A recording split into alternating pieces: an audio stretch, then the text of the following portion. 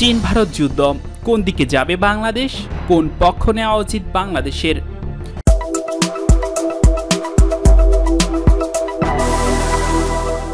অতীতেও আমরা দেখেছি যখন দুই প্রতিবেশী দেশের মাঝে যুদ্ধ হয় তখন বিপরীত মাঝখানে দেশ চুপ করে থাকতে পারে না, তাকে হয় লাভ করতে হবে অথবা লস, এভাবেই ধরা হয়। এখন চীন আর ভারত যে যুদ্ধ করছে, আপনি ভাবছেন কি বাংলাদেশ ঘুমাচ্ছে? না ভাই, আপনি আপনার দেশকে যতটা ভোঁতা মনে করেন ততটা ভোঁতা না। বাংলাদেশ জানে কখন কি করতে হয়, একটা প্ল্যান ধরে এগুচ্ছে। আপনি বলতে পারেন এতে কি লাভ হয়েছে ভাই, 97% শুল্কের ছাড় এরই অংশ, ধীরে ধীরে আরও সুবিধা আসবে, একটু দেখেন খালি। এবার আসি যুদ্ধকালীন সময় কি কি হতে পারে। এই সময় চায়না বাংলাদেশ থেকে আহামরি কিছু চাইবে না, তারা শুধু একটা জিনিসই চাইবে, বাংলাদেশ নিরপেক্ষ থাকুক। যার জন্য তারা অনেক কিছু করছে, যার ফলে বলা যায় বাংলাদেশ নিরপেক্ষই থাকবে, যেটা অলরেডি পররাষ্ট্রমন্ত্রীও বলে দিয়েছে।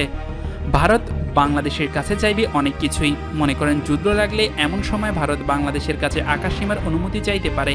এর কারণ হলো ভারতের সাথে চায়না সীমান্ত প্রধানত লাখাত এবং অরুণাচল প্রদেশ। তো এর মধ্যে লাখাতে তেমন সমস্যা হবে না, সমস্যা হবে এই প্রদেশে, কারণ এখান থেকে আসতে হলে ভারতীয় বিমান বাহিনীকে ঘুরে আসতে হবে চিকন নেকের জন্য। কিন্তু যদি এই বিমান বাহিনীকে বাংলাদেশের আকাশসীমা দিয়ে নিয়ে যেতে পারত তাহলে খুব লাভজনক হতো, কারণ বেশি ঘুরে আসতে হবে না, ফার্স্ট অ্যাটাক করা যাবে। কিন্তু বাংলাদেশ ভারতকে এই অ্যাক্সেস তো দিবেই না, উল্টো যদি কোনো বিমান ভুলে আকাশসীমায় ঢুকে তাকে ধাওয়া দিতেও বাংলাদেশ বিমান বাহিনী দ্বিধা করবে না। আরেকটি সম্ভাবনা হলো ঘাঁটি তৈরি। 1971 সালে প্রত্যক্ষভাবে সাহায্য করায় বাংলাদেশের কাছে ভারত অন্তত এটা আশা করে যে কিছু ভারতীয় যুদ্ধ বিমান বাংলাদেশের ঘাঁটিগুলোতে থাকবে, যাতে যুদ্ধ অবস্থায় তাড়াতাড়ি গিয়ে অপারেট করতে পারে। কিন্তু আফসোস, বাংলাদেশ এটারও অনুমতি দিবে না, 100% গ্যারান্টি।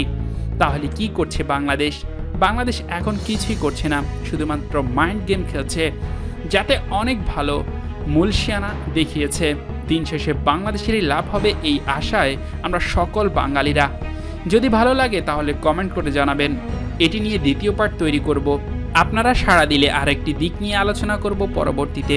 ধন্যবাদ আপনাদের সবাইকে।